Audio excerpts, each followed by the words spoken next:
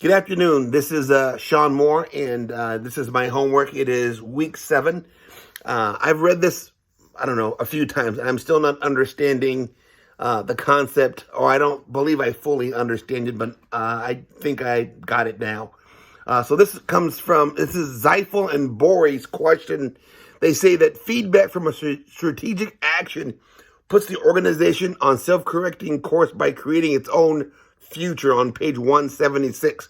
I believe what they're stating is that whenever you put an action strategic plan into place, within the actual plan, it self-corrects itself if you're not getting the final byproduct that you're actually looking for. So they build in, I believe, what they want to take place in the framework so that when it produces a particular thing, that thing will A, point out that it's not doing the right thing, or B, do a self-correcting type of a mechanism. So that's the first part of the question that I'm not quite sure on. But the second part of the question is, what obstacles exist in ministry that prohibit effective feedback? And I think I understand that.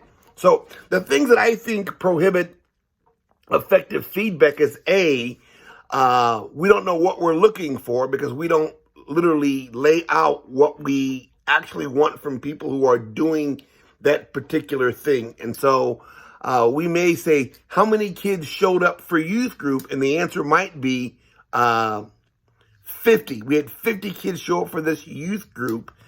We don't ask questions like, how many of those kids were new kids? How many of those kids were their second time?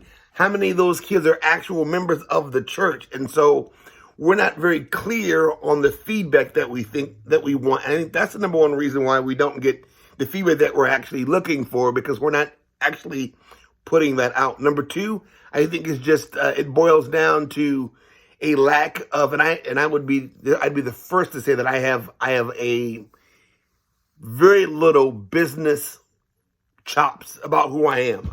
So I'm not working on this program to get an MBA, and so a lot of the tools that I'm learning that apply to ministry are completely brand new. And I think that's the second reason, is that folks just aren't in the know as it relates to actually how and what they're looking for. And I think lastly, we're not literally geared to see the church as a business, even though we're a 501c3, which is a nonprofit business, but we don't actually run churches the way a business would, which isn't, I would say that's not an excuse. I just think that I never got any of this stuff in seminary. I didn't get any kind of courses on strategic plans, how to implement them, how to do finances. It just wasn't. I mean, I am literally New Testament, Old Testament, pastoral care, hermeneutics, anthropology, see you goodbye. That was it. So I think those are the reasons why we have the issues that we have in the church. And so that's my answer. Take care. Peace.